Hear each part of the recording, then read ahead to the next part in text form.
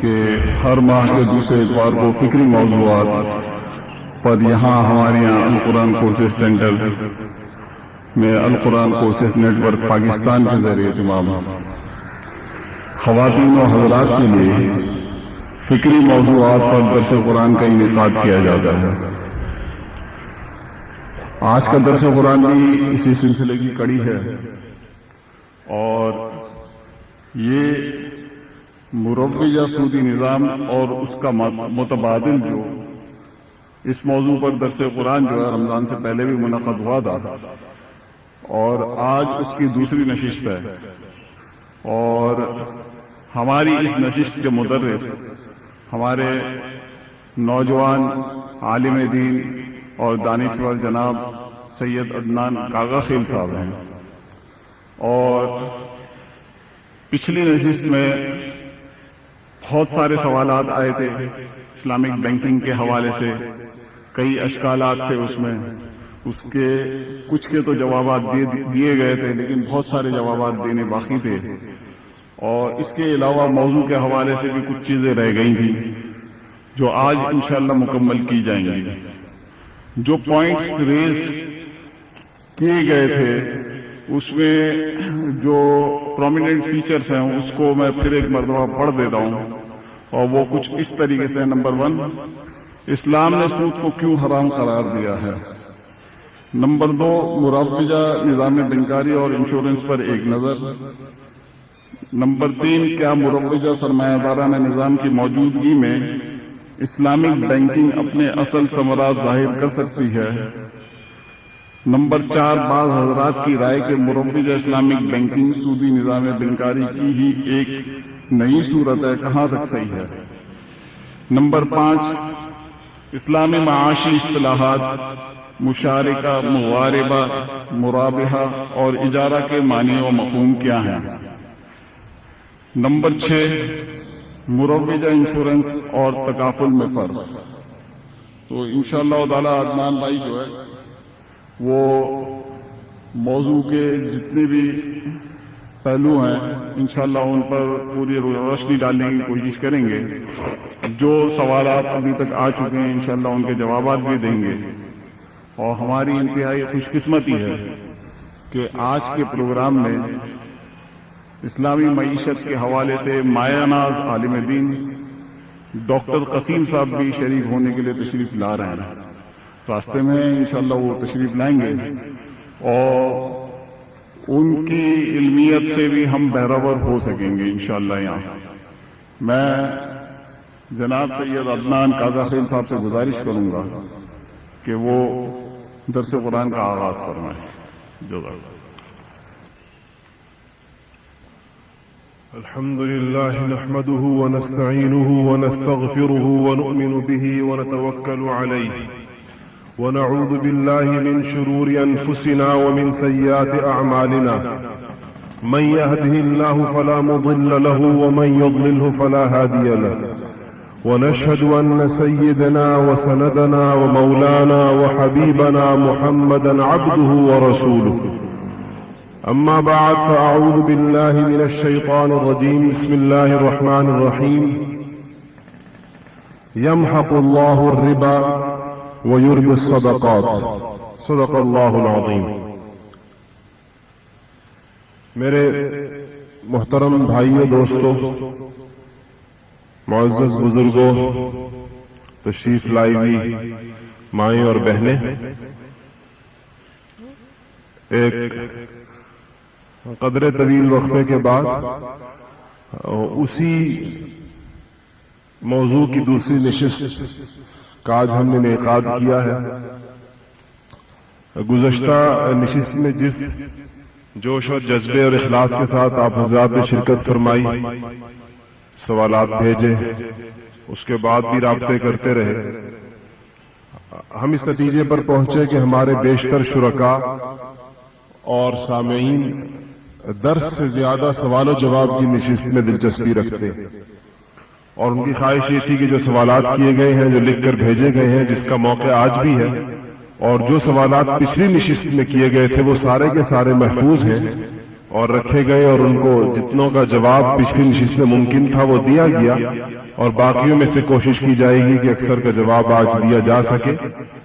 اور جس طرح ابھی ہمارے محترم بھائی ڈاکٹر بھائی الطاف موتی صاحب نے فرمایا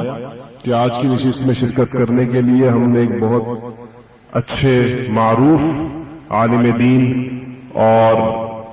اسلامی اقتصاد اور مالیات کے ماہر ڈاکٹر محمد قسیم صاحب کو زحمت دی ہے، اور ہماری خوش قسمتی ہے کہ وہ ہمیں دستیاب تھے کراچی میں آج کے دن. وہ بھی انشاءاللہ تشریف لا رہے ہیں، اور کچھ چونکہ وہ براہ راست مالیاتی اداروں کے معاملات کی نگرانی بھی کرتے ہیں، تو اس لیے بہت سے سوالات ان سے بہت ہی اچھے طریقے کے ساتھ پوچھے جا سکتے ہیں. جن حضرات نے گزشتہ 2 دنوں میں رابطہ فرمایا ان کی جانب سے ایک مستقل فرمائش یہ بھی تھی کہ آج ایک بڑی تعداد ان حضرات کی شرکت فرمائے گی جو پچھلی نشست میں موجود نہیں تھے. ان کی خواہش یہ ہے کہ گزشتہ نشست کی تلخیص دوبارہ پیش کر دی جائے تاکہ وہ نئے سرے سے شرکت کے باوجود اس میں کوئی ان کے فہم میں کوئی چیز کوئی تعطل نہ آئے. ربا کی جب بات کی جاتی ہے یا سود کی تو قرآن پاک کی ان آیات کا درس یقیناً ضروری ہے جو سود کی حرمت پر مشتمل ہے. قرآن پاک میں کم از کم 10 آیات ایسی ہیں جو سود کی شدید حرمت اور شناعت پر مشتمل ہے. 40 سے زائد احادیث مبارکہ جو اپنی صحت اور قوت کے اعتبار سے درست ہیں، ان احادیث میں بھی سود کی حرمت کو بیان کیا گیا ہے. قرآن پاک میں گناہوں پر، منکرات پر وعیدیں ہوتی ہیں اور اسے منع کیا جاتا ہے، مگر جو تعبیر اور جو تشدید اور جو وعید سود کی حرمت کے اوپر آئی ہے، پورے قرآن پاک میں کسی اور گناہ کے اوپر ایسی وعید نہیں آئی. سورہ بقرہ کے اسی رکوع کا ہم آج پھر ترجمہ کریں گے جو ہم نے گزشتہ نشست میں بھی کیا تھا، اور اسی میں وہ آیت بھی ہے جس کو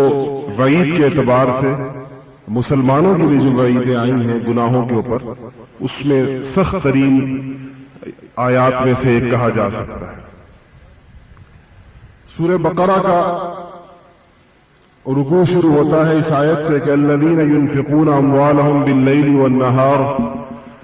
سرا وعلانیۃ فلهم اجرهم عند ربهم ولا خوف علیہم ولا هم يحزنون. الذین ينفقون اموالهم کہ جو لوگ اپنے مالوں کو خرچ کرتے ہیں، باللیل والنہار رات کو اور دن کو، سرا وعلانیہ چھپ کر اور ظاہر میں، یعنی چھپا ہوا صدقہ بھی کرتے ہیں اور اعلانیہ صدقہ بھی کرتے ہیں. بسا اوقات صدقے کی سری صدقے کی ضرورت ہوتی ہے اور بسا اوقات اعلانیہ صدقے کی ضرورت ہوتی ہے. حضور اکرم صلی اللہ علیہ وسلم نے بعض موقعوں پر صحابہ کے مجمعوں میں انفاق فی سبیل اللہ کی ترغیب دی، اور اسی طرح ان مجمعوں میں صحابہ نے کھڑے ہو کر اپنی جگہ کے اوپر انفاق کے اعلانات فرمائے. سیدنا عثمان غنی رضی اللہ تعالی عنہ کا مشہور واقعہ ہے کہ حضور اکرم صلی اللہ علیہ وسلم نے ایک غزوہ کے لیے اعلان فرمایا تو انہوں نے اسی موقع پر مجمع میں کھڑے ہو کر فرمایا کہ 1000 اونٹ بما ساز و سامان کے میں دیتا ہوں یا رسول اللہ. تو یہ اعلانیہ صدقہ ہے اور اس کا مقصد یہ ہوتا ہے کہ دوسروں کو بھی ترغیب ہو. تو جو لوگ یہ کرتے ہیں فلہم اجر عند ربہم، تو ان کے لیے اپنے رب کے پاس اجر ہے، ولا خوف علیہم ولا هم یحزنون، اور نہ ان کو کوئی ڈر ہے اور نہ وہ غمگین ہوں گے. غمگین انسان اس چیز پر ہوتا ہے جو ہو چکی ہے، اور ڈر آنے والے آمدہ خطرات کے اوپر ہوتا ہے. جس چیز یعنی ایک وہ خوف کسی چیز کا جو کھڑکا یا کسی چیز کا دھڑکا جو انسان کو لگا ہوتا ہے کہ ایسا کیوں نہ ہو جائے، وہ خوف ہوتا ہے، اور جو چیز گزر چکی ہے جس کے اوپر وہ متاسف ہے، وہ اس کے اوپر نادم ہے، شرمسار ہے، اس پر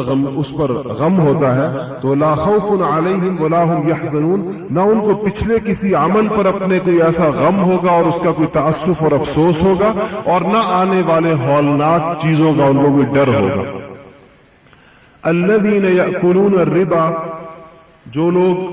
سود کھاتے ہیں، لا یقومون الا كما يقوم الذي يتخبطه الشيطان من المس،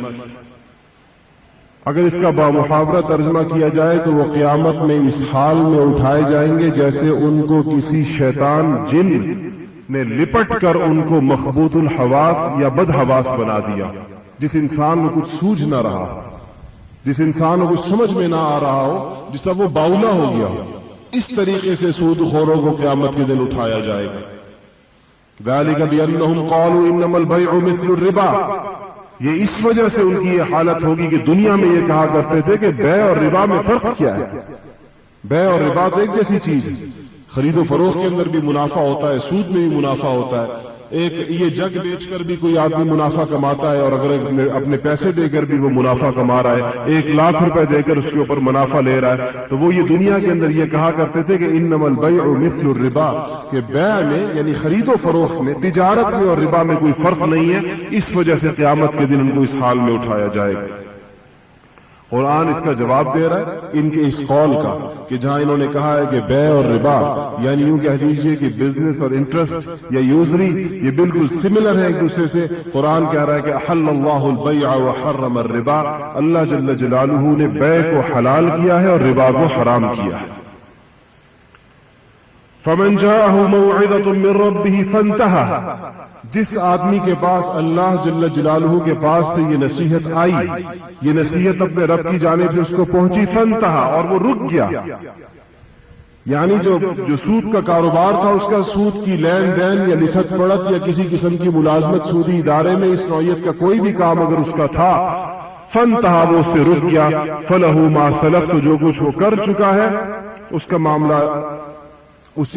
تو اس کے واسطے ہے جو پہلے ہو چکا، یعنی جو پہلے ہو چکا وہ جانے دیجئے، اور وہ امرہ الی اللہ، اور معاملہ اس کا اللہ کے حوالے ہے۔ ومن عاد، اور جس نے لوٹ کر دوبارہ پھر وہی کام کیا، یعنی سود کی حرمت بھی سنتا رہا، سود کا ناجائز ہونا بھی سنتا رہا، اس کے باوجود سودی معاملات سے وہ متعلق رہا، تو اس کے بارے میں کہا جا رہا ہے فَأُولَٰئِكَ أَصْحَابُ النَّارِ، تو یہی لوگ آگ والے، دوزخ والے لوگ ہیں، ہم فیہا خالدون، اور وہ اس میں ہمیشہ رہیں گے۔ یمحق اللہ الربا ویربی الصدقات، اس آیت کی تفسیر آج کل کے اخبارات کے صفحات پر بھی دیکھی جا سکتی ہے۔ یمحق اللہ الربا، مٹاتا ہے اللہ تعالی سود کو، ویربی الصدقات، اور بڑھاتا ہے اللہ خیرات کو۔ کیسے کیسے ادارے دیوالیہ ہو رہے ہیں، کیسی کیسی خبریں آ رہی ہیں، 160 سالہ ادارہ، 170 سالہ ادارہ، کھربوں کی مالیت رکھنے والے ادارے آج دیوالیے ہو رہے ہیں، معیشتیں ہلا دی ہیں ان ملکوں کی جہاں پر وہ ہلا کیا بلکہ بالکل کولیپس کی جانب چل رہے ہیں۔ یہ کس چیز کی تفسیر ہے؟ یمحق اللہ الربا، اللہ تعالیٰ سود کو مٹاتا ہے، سود کا انجام مٹنا ہے، سود کا انجام کم ہونا ہے، کبھی بھی نہیں ہو سکتا۔ قرآن عالمگیر ابدی حقائق کے اوپر مشتمل ہے۔ قرآن کی کسی آیت کا مفہوم انسان کی عقل کے اندر کسی زمانے میں آئے نہ آئے، مگر اس حقیقت سے انسان کو فرار نہیں ہے۔ قرآن کا یہ اعلان ہے کہ سودی معاشرہ، سودی معیشت، سودی ادارے پنپ نہیں سکتے، کبھی چل نہیں سکتے، اس کے نتیجے کے اندر کوئی دائمی خوشحالی اور کوئی مسرت حاصل نہیں کی جا سکتی۔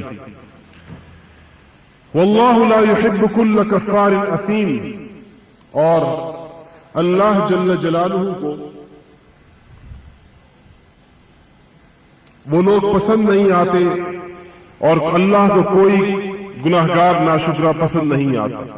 ان الذین آمنوا وعملوا الصالحات، وہ لوگ جو ایمان لائے اور نیک عمل کیے، وَأَقَامُوا الصَّلَاةَ اور نماز قائم کی، وَآتُوا الزَّكَاةَ اور دیتے رہے زکات، لَهُمْ أَجْرُهُمْ عِندَ رَبِّهِمْ ان کے لیے ثواب ہے ان کے رب کے پاس، وَلَا خَوْفٌ عَلَيْهِمْ وَلَا هُمْ يَحْزَنُونَ۔ پھر سے انہی الفاظ کو دہرایا گیا جو میں نے پچھلی دفعہ پہلے بھی عرض کیے کہ نہ ان کو کسی ماقبل کا خوف ہوگا اور نہ انہیں کسی آنے والے کسی چیز کا حزن اور ملال ہوگا اور نہ کسی اور چیز پر ان کو ڈر ہوگا۔ اب وہ آیت آ رہی ہے جس کے بارے میں مفسرین کی ایک جماعت کا یہ خیال ہے کہ وعید کے اعتبار سے قرآن پاک کی شدید ترین آیات کے اندر سے ہے، یا ایھا الذین آمنوا اتقوا اللہ، اے ایمان والو اللہ سے ڈرو، وذروا ما بقی من الربا اور چھوڑ دو جو کچھ باقی رہ گیا سود کو، یعنی سودی معاملات کو ترک کر دو، ان کنتم مؤمنین اگر تم مومن۔ فَإِن لَّمْ تَفْعَلُوا اگر تم باز نہیں آتے اور تم نہیں چھوڑتے، فَأْذَنُوا بِحَرْبٍ مِّنَ اللَّهِ وَرَسُولِهِ تو تیار ہو جاؤ اللہ اور اس کے رسول کے ساتھ لڑنے کے لیے تیار ہو جاؤ۔ یعنی جو لوگ ان آیات اور ان وعیدوں کے آنے کے باوجود سودی معاملات کو ترک کرنے پر تیار نہیں ہیں، وہ گویا اللہ اور اس کے رسول کے ساتھ جنگ کے مورچے میں بیٹھنے کو تیار ہیں۔ اس بات کا وہ اعلان بزبان حال کر رہے ہیں کہ ہم اس جنگ کو اور جنگ کے اس چیلنج کو جو قرآن نے دیا ہے ہم اس کو قبول کرتے ہیں، اور اس کے بعد یہ سمجھنا کہ اس جنگ کے بعد کسی معیشت کو یا کسی اقتصاد کو استوار کیا جا سکتا ہے، یہ کبھی نہیں ہو سکتا۔ یمحق اللہ الربا، اللہ جل جلالہ اس کو کبھی پنپنے نہیں دیں گے معاشرے کے اندر، اس کے نتیجے کے اندر معاشرے میں کبھی کوئی دائمی اور حقیقی خوشحالی نہیں آ سکتی۔ وَإِن تُبْتُمْ فَلَكُمْ رُؤُوسُ أَمْوَالِكُمْ اگر تم توبہ کرتے ہو تو تمہارے واسطے اصل مال ہے، جو راس المال تمہارا ہے، جو اصل مال ہے وہ حلال ہے، اس کو واپس لے لو، اور اس کے اوپر جو اضافہ آیا ہے سود ہے وہ تمہارے لیے جائز نہیں ہے۔ لا تظلمون ولا تظلمون، نہ تم کسی پر ظلم کرو اور نہ تمہارے اوپر کوئی ظلم کیا جائے۔ وَإِن كَانَ ذُو عُسْرَةٍ اور اگر وہ شخص تنگ دست ہے جس کو سود دیا گیا ہے، فَنَظِرَةٌ إِلَىٰ مَيْسَرَةٍ تو اس کو کچھ اس کے کشائش ہونے تک، اس کی جانب سے اس کے کچھ خوشحال ہونے تک، اس کے اس بحران سے نکلنے تک اس کو مہلت دینی چاہیے۔ اسلام میں معاشی معاملات کو بیان کرتے ہوئے اخلاقیات کا بیان بھی ہوتا ہے۔ انسان میں اسلامی اخلاقیات کا تصور جو ہے وہ معاشی معاملات کے اندر بھی اس کو پیش نظر رکھنا چاہیے، اقتصادی معاملات میں بھی، اور یہ حکم ہے کہ اس کو وہ دیا جائے گا کہ اگر وہ بہت تنگ دست ہے اور اس وقت قرض کو ادا کرنے کی اہلیت نہیں رکھتا تو اس کو مہلت دی جائے۔ وَأَن تَصَدَّقُوا خَيْرٌ لَكُمْ اور اگر تم بخش دو تو یہ بہت ہی بہتر بات ہے، ان کنتم تعلمون اور اگر تم جانتے ہو۔ وَاتَّقُوا يَوْمًا تُرْجَعُونَ فِيهِ إِلَى اللَّهِ یہ وہ آیت ہے جس کے بارے میں بعض صحابہ کا کہنا یہ ہے کہ یہ قرآن پاک کی یعنی وہ نزول قرآن کی آخری آیات میں سے ہے۔ ایک روایت میں آتا ہے کہ اس کے 29 دن کے بعد حضور اکرم صلی اللہ علیہ وسلم دنیا سے تشریف لے گئے، اور ایک دوسری روایت میں آتا ہے کہ 9 دن کے بعد اس آیت کے نزول کے بعد حضور اکرم صلی اللہ علیہ وسلم کا انتقال ہو گیا۔ وَاتَّقُوا يَوْمًا تُرْجَعُونَ فِيهِ إِلَى اللَّهِ اور ڈرتے رہو اس دن سے جس دن تم اللہ کی طرف لوٹائے جاؤ گے۔ ثُمَّ تُوَفَّى كُلُّ نَفْسٍ مَا كَسَبَتْ وَهُمْ لَا يُظْلَمُونَ پھر ہر شخص کو وہ پورا دیا جائے گا جو کچھ اس نے کیا، جو کچھ اس نے کمایا، وَهُمْ لَا يُظْلَمُونَ اور ان کے اوپر کوئی ظلم نہیں کیا جائے گا۔ یہ وہ 7 آیات ہیں سورہ بقرہ کی جس کا تعلق سود کی حرمت کے ساتھ ہے۔ اس کے علاوہ 3 آیات قرآن پاک میں اور بھی ہیں جہاں پر اسی نوعیت کا مضمون ہے، اور وہاں پر ایک آیت ہے یا ایھا الذین آمنوا لا تأکلوا الربا اضعافا مضاعفا کہ بھئی ایمان والو سود در سود کو کئی گنا کر کے آگے زیادہ سے زیادہ لے کر نہ لو، اس کو نہ کھاؤ اس طرح کے سود کو۔ اس پر ایک غلط فہمی عام طور پر پیدا کی گئی ہے متجددین کی جانب سے کہ قرآن نے اس سود کو منع کیا ہے جو کہ کئی گنا ہو، اضعاف مضاعفہ ہو، جو کہ جو بار بار ضرب کھا کر زیادہ ہو جائے، اور اگر تھوڑا سا سود لیا جائے تو وہ قرآن کی یہ آیت اس کی مخالفت نہیں کر رہی۔ اگر وہ کسی لمٹ کے اندر ہو، کسی معقول حد کے اندر ہو تو قرآن اس کی آیت اس کی مخالفت نہیں کرتی۔ قرآن پاک کے الفاظ یہ قرآن کے محاورے سے، قرآن کے لہجے سے، اس کے آہنگ سے، ناواقفیت کی وجہ سے، جہالت کی وجہ سے یہ باتیں کی جاتی ہیں۔ قرآن کے اندر آتا ہے لا تشتروا بآیاتی ثمنا قلیلا، اللہ کی آیات کو تھوڑے ثمن، تھوڑی قیمت پر نہ بیچو۔ تو کیا زیادہ قیمت پر بیچنا جائز ہے؟ کہ اگر تھوڑی قیمت پر نہ بیچنے کا مطلب یہ ہے کہ اللہ کی آیات کے عوض میں تھوڑے پیسے نہ لیے جائیں، مطلب اور مفہوم میں تبدیلی نہ کی جائے، تو کیا زیادہ پیسے لے کر یہ کام کرنا جائز ہوگا؟ نہیں، بلکہ ان کے ایک عمل کو کی طرف اشارہ کیا گیا ہے جو مروج تھا کہ اضافہ و مضافہ لیا جاتا ہے، ان کی اس حرکت کا بیان کیا جا رہا ہے۔ اس کا مطلب یہ نہیں کہ اس کی تھوڑی مقدار جائز ہوتی ہے۔ اس حوالے سے جو گفتگو پچھلی نشست میں چونکہ تفصیل سے ہو چکی ہے، اور جیسا کہ میں نے شروع میں عرض کیا کہ آپ کی جانب سے یہ مطالبہ آیا کہ ہمارے سوالات کے جوابات بھی دیے جائیں،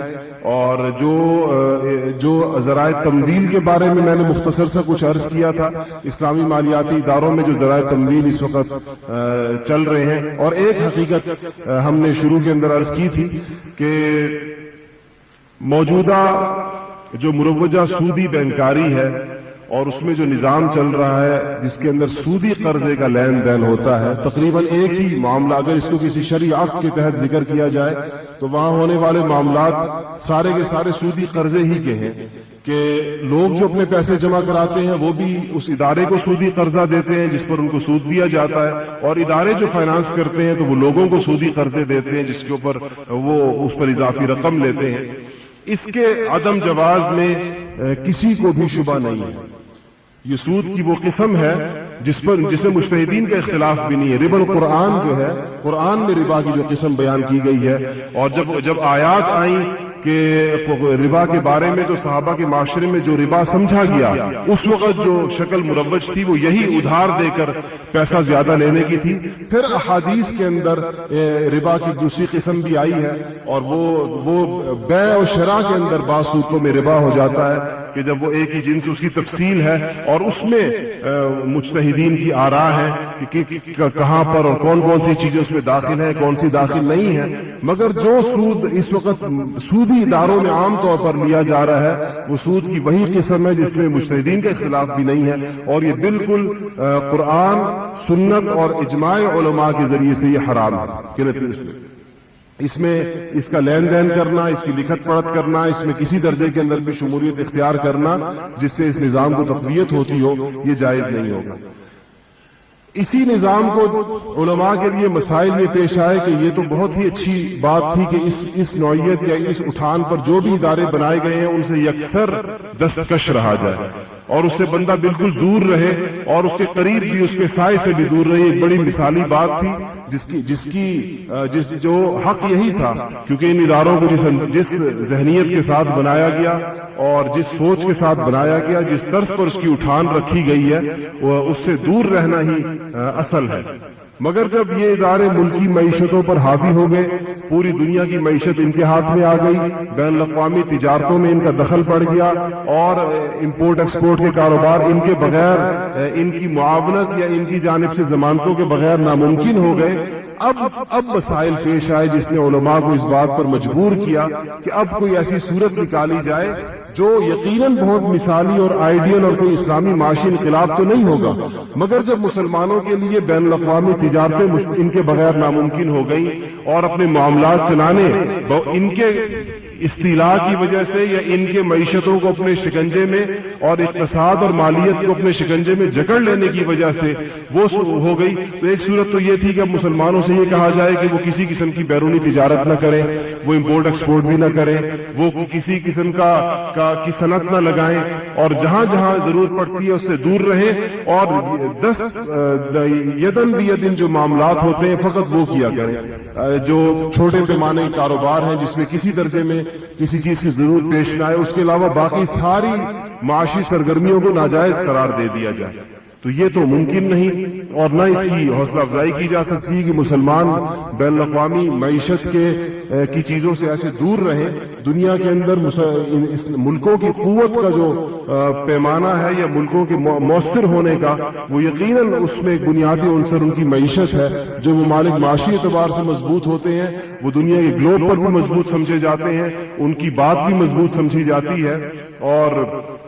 خود حضور اکرم صلی اللہ علیہ وسلم مکہ مکرمہ سے جب ہجرت کر کے مدینہ منورہ تشریف لے کر گئے تو جہاں اور چیزیں مدینہ منورہ میں بنائی گئی، مسجد نبوی بنائی گئی اور مسجد قباء بنائی گئی، وہاں پر مدینے کا مسلمانوں کا بازار بھی بنایا گیا۔ مدینے کا بازار تو یہودیوں کے قبضے میں تھا، اور آج بھی بعض مورخین اس کو تاریخی طور پر سوق المدینہ کو متعین کرتے ہیں کہ حضور صلی اللہ علیہ وسلم نے اس جگہ پر مسلمانوں کا الگ بازار قائم ہوا جہاں مسلمان تاجر شرعی معاملات کے مطابق اپنی شرعی عقود کے مطابق اپنی تجارت کیا کرتے تھے۔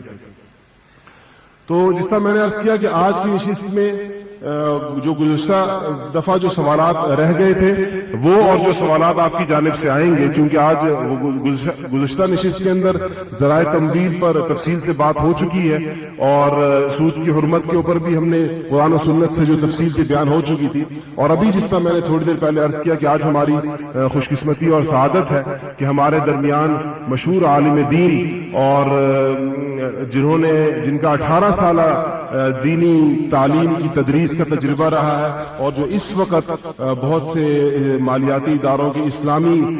کے فقہی معاملات یا ان کے شرعی معاملات کی شرعی نگرانی جن کی کر رہے ہیں، وہ ڈاکٹر محمد قسیم صاحب ہمارے ساتھ موجود ہیں یہاں پر، اور ان کی یہ بھی ہماری آج ہی کی خوش قسمتی تھی کہ وہ ہمیں کراچی میں دستیاب بھی تھے۔ ان کے سفر اسفار بہت زیادہ ہوتے ہیں اور وقت ان کے پاس نہیں ہوتا، بلکہ یہ وقت بھی کہیں اور دیا ہوا تھا، مگر آپ لوگوں کی طلب کو دیکھتے ہوئے گزشتہ نشست میں جس طریقے سے آپ حضرات نے بڑی اخلاص سے سوالات کیے اور اب مجھے کل پرسوں سے جو فون آتے رہے کہ ہم اس میں سوال و جواب کی نشست اصالتاً چاہتے ہیں کچھ مختصر گفتگو کے بعد، تو وہ میں نے ان سے گزارش کی، وہ الحمدللہ تشریف لا چکے ہیں۔ وہ 15-20 منٹ گفتگو وہ فرمائیں گے کہ سودی نظام کا متبادل کس طریقے کے ساتھ ممکن ہے، اور جو اس حوالے سے جو گفتگو مفید سمجھیں گے، اور انشاءاللہ سوالوں کے جواب بھی وہی دیں گے۔ میں گزارش کروں گا ڈاکٹر محمد قسیم صاحب سے کہ وہ یہاں تشریف لائیں اور اپنی گفتگو کا آغاز کریں۔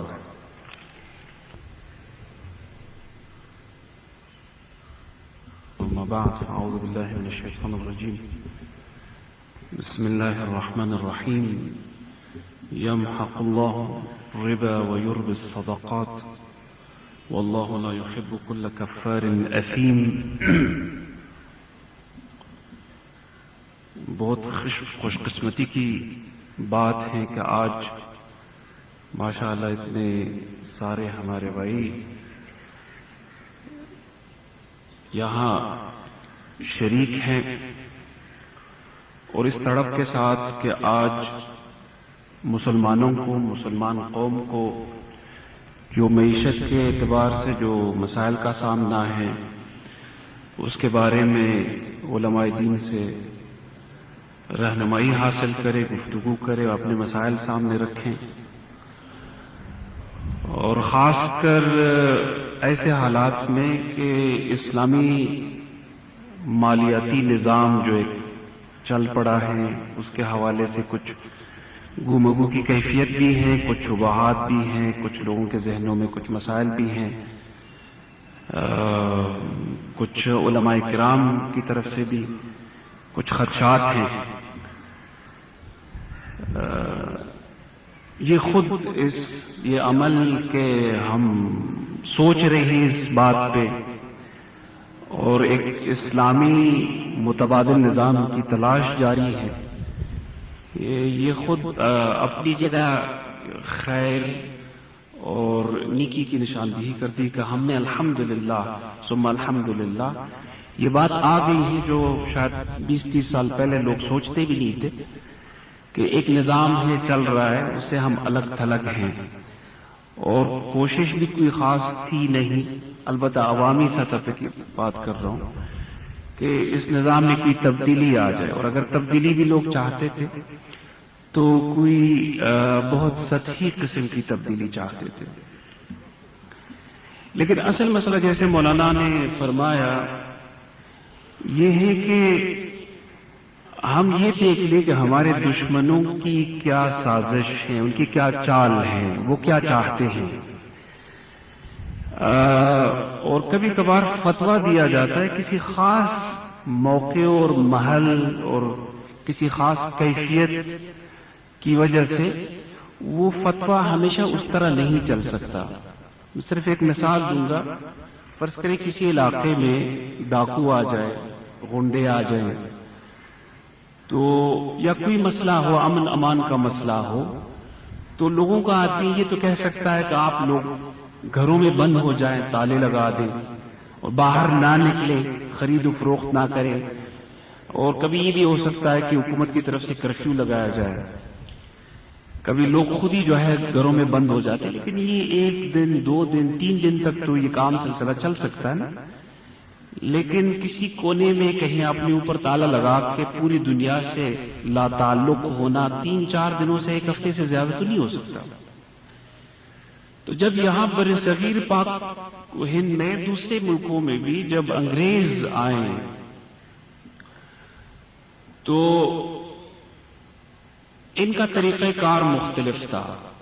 دوسری جگہوں پہ یہ ہوتا تھا کہ جب کوئی فاتح قوم کہیں جاتی تھی اپنے لاؤ لشکر کے ساتھ،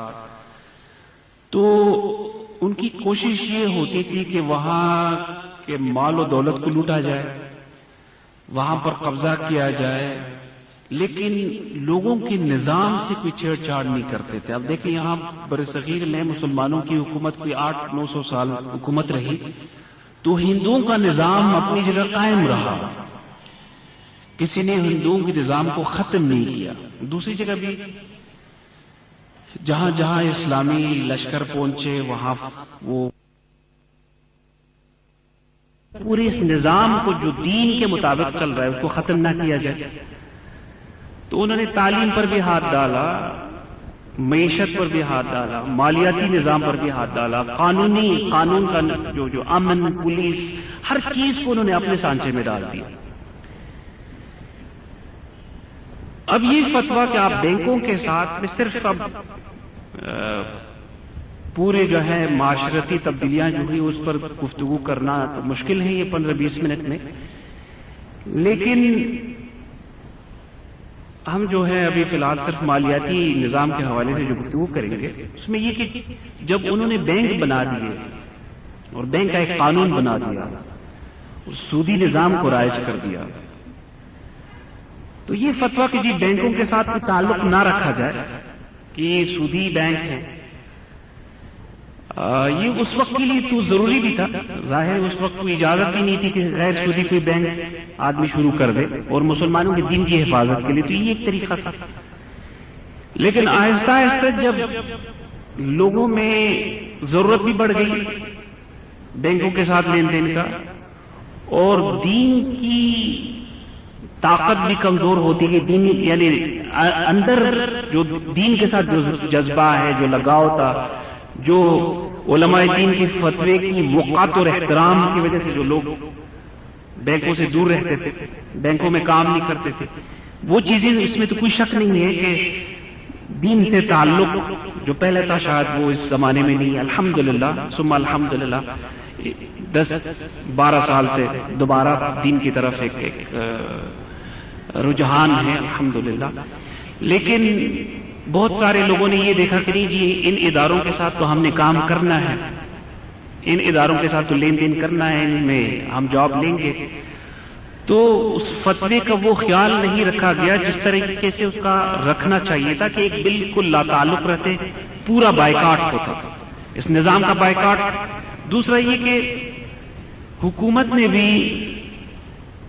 اس کا انتظام کیا کہ پورا بائیکاٹ ممکن نہ ہو۔ جیسے مولانا نے بتا دیا کہ اب اگر آپ کوئی تجارت کرتے ہیں، بیرونی تجارت کرتے ہیں، بلکہ خود اس ملک کے اندر بھی اگر آپ کوئی کام کرتے ہیں کسی بھی ادارے کے ساتھ، جب تک آپ کسی بینک سے ضمانت نہیں دیتے ہیں کوئی بھی چیز، کوئی بھی کام آپ کا ہو نہیں سکتا۔ کوئی بھی ادارہ اگر آپ اگر سوئی گیس میں بھی جا کر اگر کوئی کنیکشن لیتے ہیں تو کہتے ہیں آپ کو کہ بینک سے، اگر کوئی کمپنی لیتی ہے تو کہتے ہیں کسی بینک سے ضمانت لے کر آ جائیں۔ بیرونی تجارت تو وہ بالکل انہی کے ایلسیز اور ایلجیز وغیرہ پہ، ان کی گارنٹیز پہ اور ایلسی پہ چلتا ہے، اس کے بغیر تو آپ کر نہیں سکتے۔ بہت کم لوگ ایسے ہوں گے جو کہ باہر کے ممالک کے جو ایکسپورٹرز ہیں یا سپلائرز کے ساتھ ان کے ایسے تعلقات ہوں جو کہ بینکوں سے بالکل ماورا ہو۔ لیکن یہ بھی شاید ہی کہ شاذ و نادر کوئی 1-2 ادارہ ہو جنہوں نے اتنا نام کمایا ہے اور اتنی ساکھ بنا لی ہے کہ وہ بینک کی ضمانت یا ایسی وغیرہ کی ضرورت نہ ہو ان کو. پھر انہوں نے یہ بھی بنا دیا کہ دیکھیں بینکوں کا اصل مقصد کیا ہوتا ہے کہ کروڑوں ہزاروں لوگوں کے پیسوں کو اکٹھا کر کے 2-4 آدمی کی تجوری بھر دے اور ان کو امپاور کرے، ان کو ان کو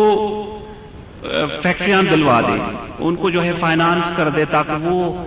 ہر چیز پہ جو معیشت کی شہرت ہے اس پہ قابض ہو جائے. تو یہ بھی مسلمانوں نے محسوس کیا کہ ٹھیک ہے ہم تو بینکوں سے لا تعلق تو رہے ہیں، لیکن یہ ہمارا پیسہ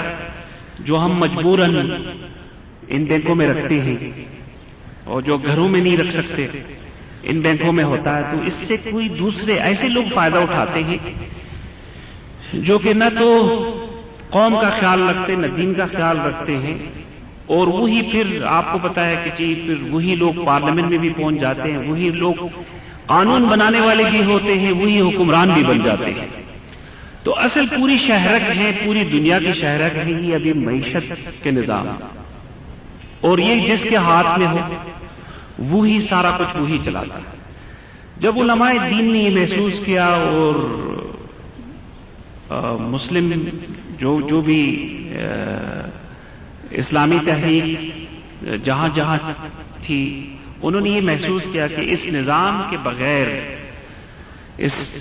مالیاتی نظام میں داخل ہوئے بغیر مسلمان شاید بہت سارے کام نہ کر سکے، بلکہ اپنے دین کی حفاظت بھی شاید مشکل ہو. تو انہوں نے پھر اسلامی بینکاری نظام کی جو ہے بنیاد رکھی، اور یہ تقریباً 60 کی دہائی میں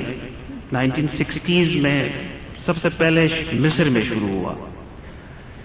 جب یہ نظام مصر میں کامیاب ہوا تھوڑا تو مصری حکومت اور جو دوسرے جو سودی بینک تھے انہوں نے ان کے خلاف ایک بھرپور مہم چلائی، اور حکومت زبردستی حکومت کے ذریعے سے اس نظام کو تہس نہس کر دیا. ورنہ یہاں تک تھا کہ لوگ جو ہے 20%، 25%، 30% تک منافع حاصل کرتے رہے اور وہ نظام چلتا تھا. یہ نہیں کہ وہ دیوالیہ ہو گئے یا گر گئے، ان کو باقاعدہ ختم کر دیا گیا. وہ سودی بینکوں نے یہ دیکھ لیا کہ جو واقعی حقیقی اسلامی نظام اگر چل پڑے تو ہم پھر یہاں ٹک نہیں سکیں گے. پھر اس کے بعد سن 75 میں اسلامک ڈیولپمنٹ بینک جدہ میں بنا، دبئی اسلامک بینک دبئی میں بنا. یہ ایک ہی سال میں یہ دونوں بینک بنے. 80 کے شروع میں یہاں پاکستان میں اسلامک بینکنگ کے نام پہ کچھ کام ہوا، لیکن بدقسمتی سے یہ سارے کام جتنے بھی تھے اس کے پیچھے کوئی بہت علمی کام بھی نہیں ہوا تھا. علماء کرام کی سرپرستی بھی اس کو حاصل نہیں تھی. کہیں کہیں کوئی سرکاری کوشش یا کاوش کی، کہیں کہیں اس میں بیوروکریسی کا عمل دخل اتنا زیادہ رہا کہ کہیں اگر علماء نے کوئی فتویٰ دے دیا، کوئی رہنمائی کی تو انہوں نے ایک کان سے سنا دوسرے کان سے نکال دیا، کام اپنا چلایا.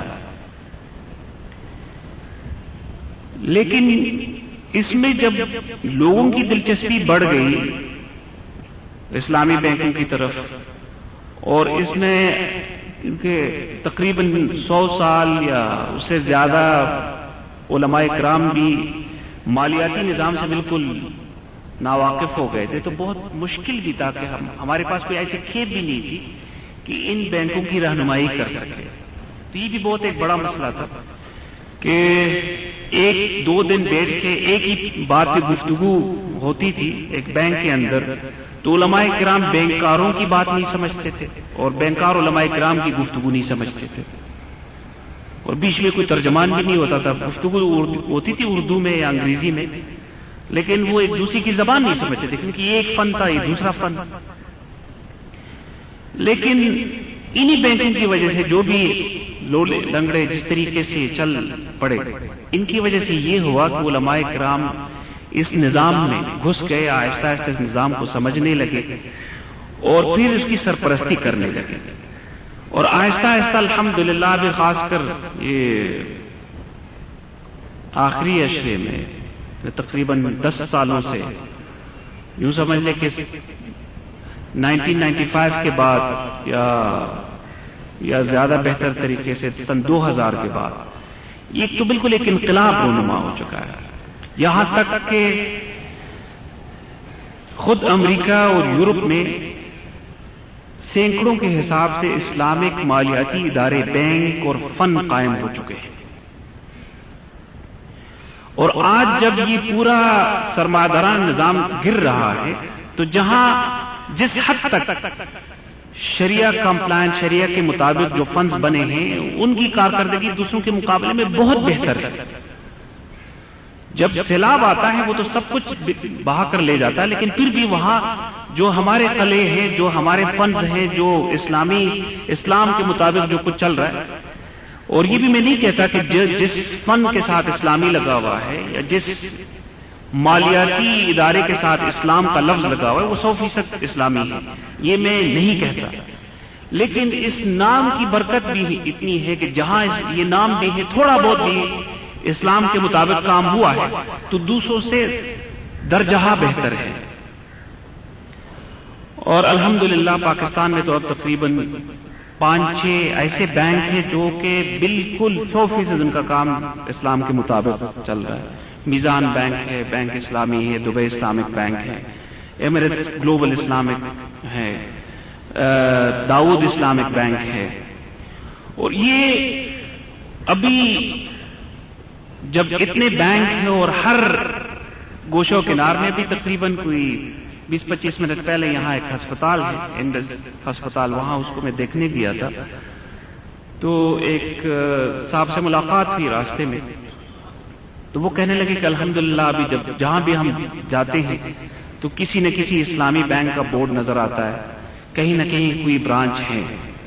تو یہاں بھی فی الحال جو فتویٰ دیا گیا تھا، پہلے ایک فتویٰ یہ دیا گیا تھا کہ جی بینکوں کے ساتھ کوئی تعلق نہ رکھا جائے، پھر علماء نے جب دیکھا کہ لوگ تو ابھی بینکوں کے ساتھ کوئی نہ کوئی لین دین کر لیتے ہیں تو یہ کہا گیا کہ کرنٹ اکاؤنٹ میں آپ پیسے رکھیں، مجبوری ہے، آپ پیسے گھر میں نہیں رکھ سکتے، امن امان کا مسئلہ ہے، تجارت کے لیے کسی کو دے نہیں سکتے، ذمم اتنے فاسد ہو چکے ہیں کہ بہت بظاہر دیندار لوگوں کو بھی آپ پیسے دے دیں تو کوئی واپس کرنے کے لیے تیار نہیں ہوتا، تو بینکوں میں پیسے رکھیں، کم از کم وہ محفوظ تو رہے گا، یعنی حفاظت کے لیے پیسے رکھیں، لیکن ظاہر یہ تو ہے سودی ادارے وہ اس کو کسی لاکر میں تو بند نہیں کریں گے، اس کو لے کے سود پہ دیں گے، تو ایک طرح سے اس گناہ میں تو ہم بھی شریک ہو گئے، لیکن اگر مجبوری کی عالم ہو تو فتویٰ یہ دیا گیا تھا کہ جائز ہے ضرورت کی حد تک، لیکن اس ضرورت کو ہم نے یہ بنا دیا کہ سارا کچھ ادھر ہی ہم رکھتے ہیں اور رکھتے تھے، اب وہ بھی بات ختم ہو گئی، اب یہ ضرورت بھی نہیں رہی۔ ظاہر ہو سکتا ہے کہ آپ کے جو ایک سودی بینک ہے بالکل گھر کے پاس ہو اور اسلامی بینک 2 کلومیٹر آگے ہو، لیکن جب ہیں تو پھر ضرورت ختم ہو گئی، اب ان سودی بینکوں کے ساتھ لین دین کرنا بالکل کوئی جائز نہیں ہے۔ اور یہ کہنا کہ یہ اسلامی بینک الحمدللہ اسلامی ہیں، بہت سارے لوگ ہم سے یہ سوال کرتے ہیں کہ کتنے اسلامی ہیں، تو ہم کہتے ہیں کہ جی الزامی جواب ہوتا ہے، یعنی جواب شاید اگر آپ تفصیلاً جواب دے دیں تو کچھ اور ہو، لیکن صرف سمجھانے کے لیے ایک الزامی جواب یہ ہوتا ہے کہ جتنے ہم مسلمان ہیں، بلکہ اس سے زیادہ۔ اس کی وجہ یہ ہے کہ آپ مجھے بتا دیں، ماشاءاللہ مجھے یہ بتایا گیا ہے کہ یہاں سارے یا اکثر احباب تجارت پیشہ ہیں یا کسی نہ کسی بزنس سے ان کا تعلق ہے، تو یہ آپ بتا دیں مجھے کہ کتنے لوگ ایسے ہیں ہم میں سے کہ ہر کام جو بھی کام شروع کرتے اس سے پہلے اس کے شرعی احکام کو سمجھتے ہیں، ایک عالم دین سے فتویٰ لے کر پھر وہ کام کرتے ہیں۔ اگر ہم یہاں بھی احباب سے پوچھ لیں تو شاید 10-20% بھی نہ نکلے، اور وہ 10% بھی ایسے نہیں ہیں جو 100% کاروبار شریعہ علماء شریعہ سے فتویٰ لے کر کرے۔ بہت ساری چیزیں ہم کرتے آتے ہیں کہ جی ابو جی کرتے تھے، والد صاحب کرتے تھے تو جائز ہی ہوگا۔ بہت سارے کام کبھی کبھار میرے پاس لوگ آتے ہیں، کہتے ہیں کہ جی یہ کام تو ہو رہا ہے، یہ کام، اور کبھی کہتے ہیں کہ یہ کام تو فلاں جگہ ہو رہا ہے. تو میں کہتا ہوں اس کے شریعت میں یہ نہیں کہ جی فلاں جگہ یہ کام ہو رہا ہے تو یہ جائز ہے. قرآن، سنت اور علماء دین کی تشریح یعنی فقہ کے مطابق اگر وہ جائز ہے تو جائز ہے، اگر نہیں ہے تو ناجائز ہے. بات میں یہ کرنے والا تھا کہ اسلامی بینکوں میں کوئی کام فتوے کے بغیر نہیں ہو سکتا. تو اس سے بڑھ کر کوئی بات ہو سکتی کہ ایک ادارے میں جہاں 50 ارب روپے ہیں، جہاں 100 ارب روپے ہیں، وہاں ہر کام ایک ایک آنے کے حساب کتاب کے لیے شریعہ ایڈوائزر سے اور علماء شرع یا جہاں شریعہ بورڈ ہے ان سے پوچھ کر کام کیا جاتا ہے. یہ بہت بڑی بات ہے. تو اس سے پتہ چلتا ہے کہ یہ بینک سارے ہی اسلامی، لیکن جہاں مجبوری کے تحت یا غلطی کی وجہ سے ہمارے ہاں ہیں بینکرز ہیں سارے سودی نظام سے بھاگ کر آئے ہیں، ان کی ٹریننگ ہم کرتے ہیں، ان کو سمجھاتے ہیں، لیکن پھر بھی غلطی تو ہوتی ہے. حضرت امام ابو حنیفہ رحمۃ اللہ علیہ تاجر تھے، ان کی دکان میں لوگ بیٹھتے تھے، ان کے کام کرتے تھے، تو کسی کپڑے کے تان میں بھی خرابی تھی. حضرت نے یہ کہا تھا کہ یہ بتا دینا، جو بھی خریدار آتا ہے ان کو بتایا جائے پھر بیچا جائے اس کو. جو بھی صفقہ یا ٹرانزیکشن اس کے جو بھی آمدنی تھی اللہ کے راستے میں دے دی. تو ہم بھی یہ کرتے ہیں جہاں ہمیں پتہ چل جاتا ہے کہ غلطی ہو جاتی ہے اس کا پیسہ لے کر چیریٹی فنڈ میں ڈال دیتے ہیں. لیکن جب پتہ چل جائے، یہ ضروری نہیں ہے کیونکہ ہم آڈٹ جب کرتے ہیں تو 100% آڈٹ تو نہیں کر سکتے، یہ ممکن نہیں ہے. آڈٹ پوری دنیا میں 10% پہ ہوتا ہے. میں خود ذاتی طور پہ جہاں ہوں کچھ چیزوں میں جو بڑے ٹرانزیکشنز ہوتے ہیں سے کارپوریٹ کمرشل ٹرانزیکشنز، وہاں ہم 100% آڈٹ کرتے ہیں. لیکن جہاں گاڑیوں کا کام ہے، گھروں کا کام ہے، تو وہ تو سینکڑوں ہزاروں کے حساب سے ہوتا ہے. ہر ٹرانزیکشن کو آپ آڈٹ نہیں کر سکتے، تو وہاں سیمپلنگ ہوتی ہے 20%، 30% سیمپلنگ کی بنیاد پہ. لیکن جہاں ہمیں پتہ چل جاتا ہے کہ یہاں شریعت کے مطابق کام نہیں ہوا تو اس کا جو بھی منافع ہے وہاں لے کر اس کو چیریٹی فنڈ میں دیا جاتا ہے. تو یہ بڑا انقلاب ہے. یوں سمجھ لیں کہ لوگ تاجر خود یعنی حکومت نے تو کسی کو مجبور نہیں کیا ہے، کسی کو مجبور کیا ہے کہ آپ اسلامی بینک چلائیں. وہ خود لوگ آئے ہیں اور انہوں نے یہ اپنے اوپر صرف اللہ کے لیے، ان کو پتا ہے کہ جی اللہ کو ہم نے راضی کرنا ہے، اللہ کے لیے انہوں نے یہ فیصلہ کیا ہے کہ ہم شریعت کے مطابق کام کریں گے اور شریعہ بورڈ نے جو کچھ ہمیں کہا وہی ہم کریں گے. جس کام میں بہت سارا کام ایسا ہوتا ہے کہ بہت منافع بخش، ہم کہتے ہیں کہ نہیں مت کریں. 1-2 ارب کا ٹرانزیکشن ہوتا ہے، سارے لوگ کریڈٹ، سب لوگ خوش ہوتے ہیں کہ یہ کیا جائے، ہم کہتے ہیں نہیں ہوتا، یا اس طرح نہیں ہوتا جو آپ لوگ کرنا چاہتے ہیں. اگر کرتے ہیں تو اس طرح کر لیں. کبھی کسٹمر کہتے ہیں نہیں ہم اس طرح نہیں کریں گے. آپ لوگوں کو پتا ہے کہ جو کارپوریٹ کسٹمرز ہیں وہ دین کے لیے اپنے طریقہ کار نہیں بدلتے، تو ہم کہتے ہیں کہ ایسے کارپوریٹ ہمیں نہیں چاہیے. تو یہ ہر طرف سے یعنی ایک تو قانون کے مطابق چلنا، اسٹیٹ بینک کے قوانین کے مطابق چلنا، پھر اوپر سے شریعہ کے جو قوانین ہیں اس کے مطابق چلنا، شریعہ ایڈوائزر کے فتوے کے مطابق چلنا، پھر یہ بھی کہ جب غلطی ہو جائے تو اپنی انکم یا جو آمدنی سے کچھ رقم منہا کر دینا. یہ سارا جو ہے بظاہر نقصان ہے، لیکن جہاں جہاں اسلامی بینک نے کام شروع کیا الحمدللہ وہ کامیاب چلا ہے. دبئی میں آپ کو بتا دوں Sharjah Islamic bank, Sharjah national bank کے نام سے کام کرتا تھا. اس کے شیئر 1.2 درہم یعنی 1 درہم اور 20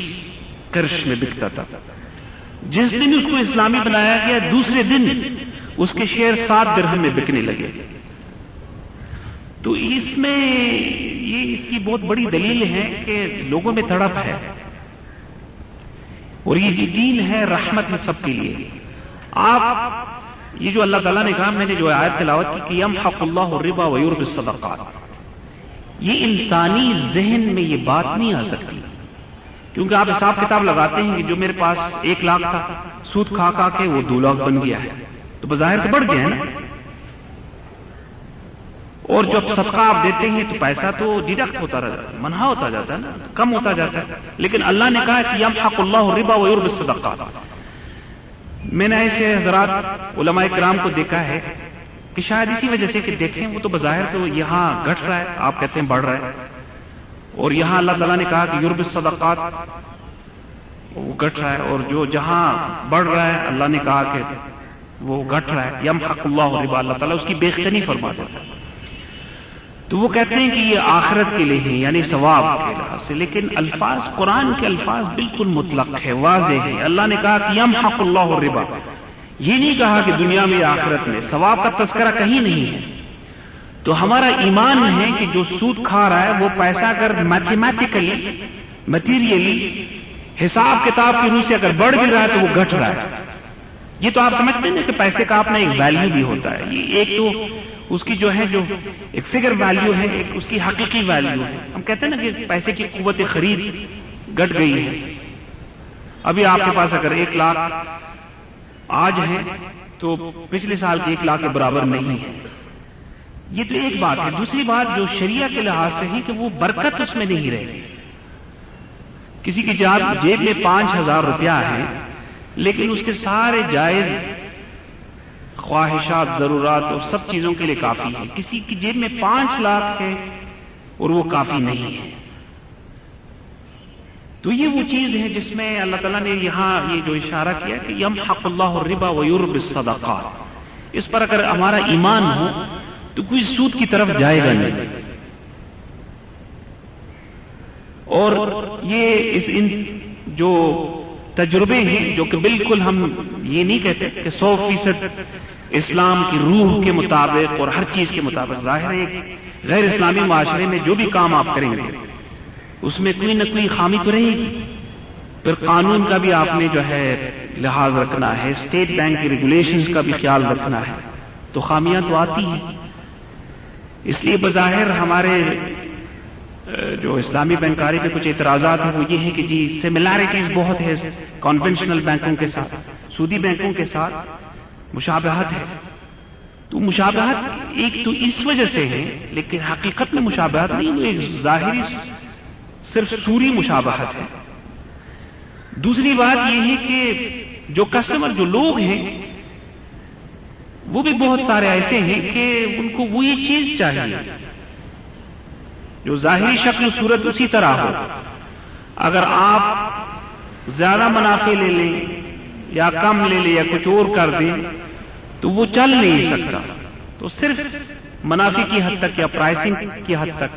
وہ ایک ظاہری شکل صورت کے حوالے سے مشابہت ہے، حقیقی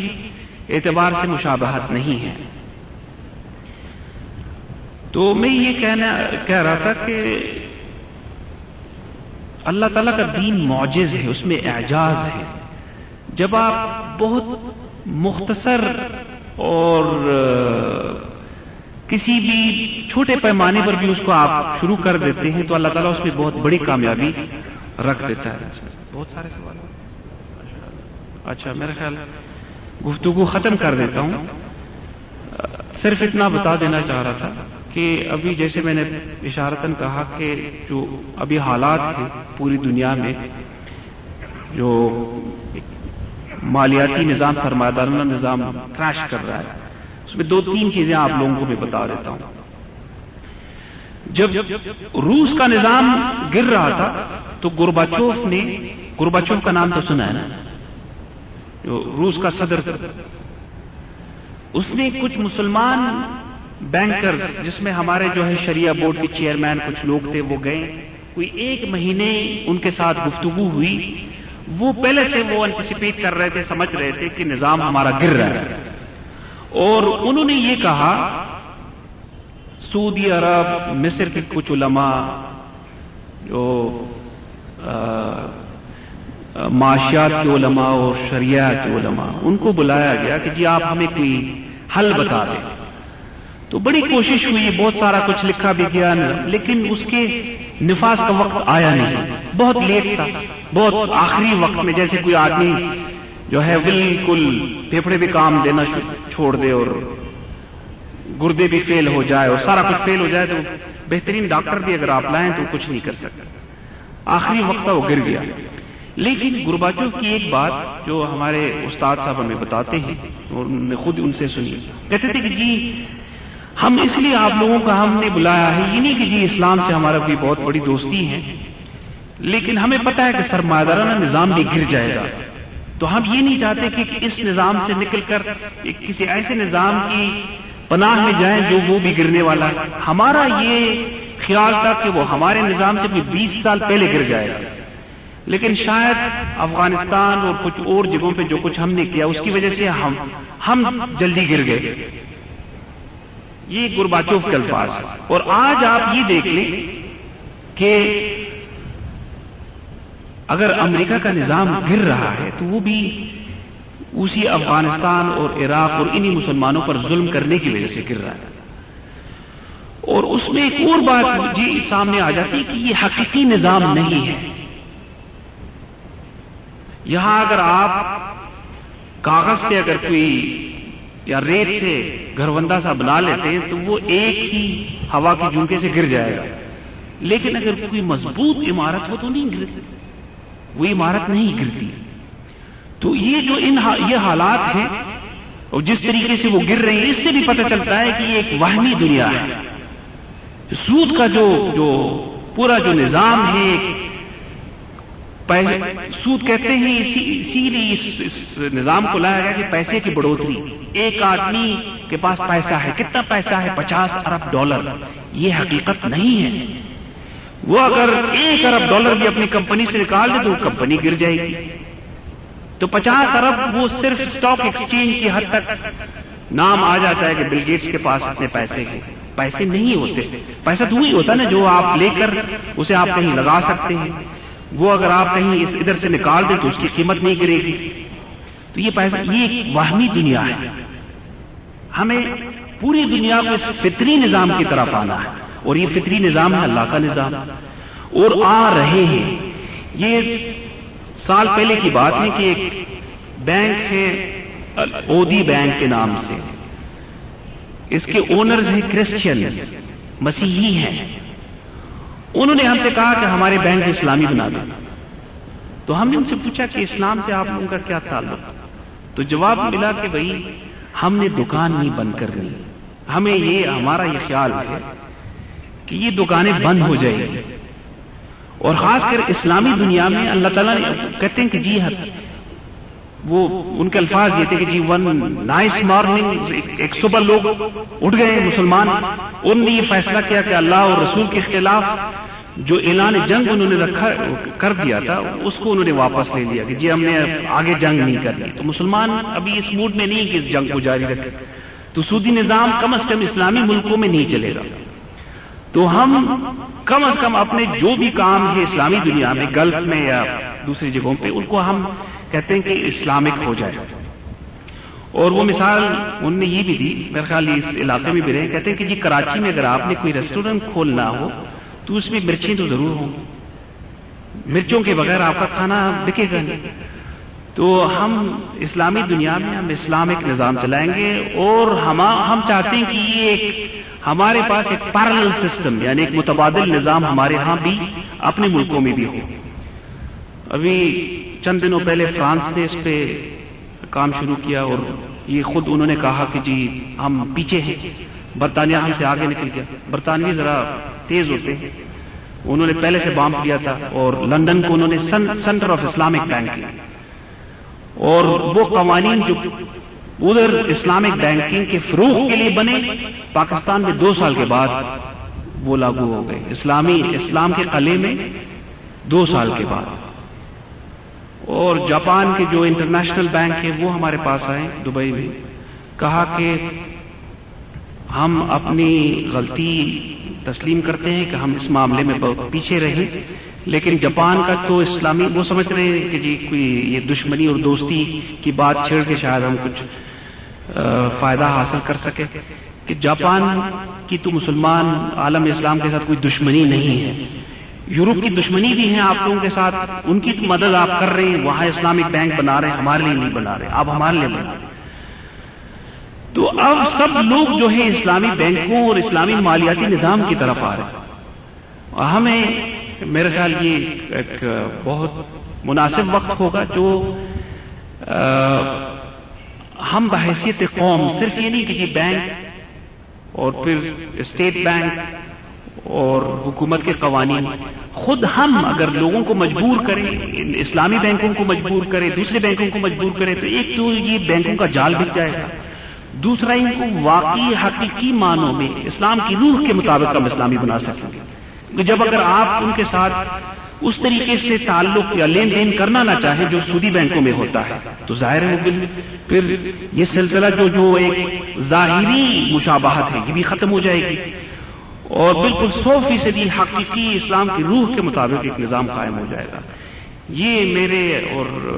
آپ سب لوگوں سے گزارش ہے کہ اس حوالے سے کام ہو، اور اگر سوالات بھی ہو تو اس حوالے سے ہو۔ اب میں سوالات کی طرف آتا ہوں۔ الحمدللہ بڑی پرمغز گفتگو تھی معروف دانشور اسلامک بینکنگ ایکسپرٹ مشہور عالم دین ڈاکٹر محمد قسیم صاحب کی، اور جو آخری بات انہوں نے فرمائی وہ بڑی اہم ہے کہ کسی بھی مالیاتی ادارے کے اسلامی ہونے میں 3 چیزوں کا کردار ہے، اس ادارے کا، اس کی شرعی نگرانی کرنے والے افراد کا، اور اس کے ساتھ معاملات کرنے والے لوگوں کا۔ اگر یہ تینوں شرعی نگرانی کرنے والے علماء کرام اور جو لوگ ان بینکوں میں اپنا پیسہ رکھواتے ہیں وہ اس بات پر نظریاتی طور پہ تیار ہوں کہ ہم کسی غیر شرعی عقد پہ یا کسی مشتبہ کام میں کسی صورت کے اندر اس میں ساتھ چلنے کو تیار نہیں ہوں گے، تو یقیناً ان اداروں کو مزید بہتری کی طرف جا سکیں گے۔ جیسے ڈاکٹر صاحب نے بتایا کہ ادارے مور اینڈ مور اسلامائز ہونے کے سفر کی طرف چل رہے ہیں۔ یہ دعویٰ کبھی بھی نہیں کیا گیا کہ یہ 100% شریعت کے تمام اصولوں کی جو مثالی صورتیں ہیں اس کے مطابق چل رہے ہیں، لیکن ایک ان کا سفر جاری ہے اچھی رفتار کے ساتھ، اور آنے والے وقت کے اندر اس سے مزید توقع ہے۔ سوالات میں سوال کروں گا، انشاءاللہ ڈاکٹر صاحب جواب دیں گے۔ ہاں، ہر قسم کے سوالات اس میں آئے ہیں، بعضوں کا لب و لہجہ بہت سخت بھی ہے، مگر اچھی بات ہے دین کی بات سمجھنے کے لیے۔ جی دین کی بات سمجھنے کے لیے ہر قسم کا وہ ہونا چاہیے۔ ایک صاحب پوچھ رہے ہیں کہ چوری یا ڈاکے کے خوف سے انفرادی طور پر بعض کمزور افراد کو تو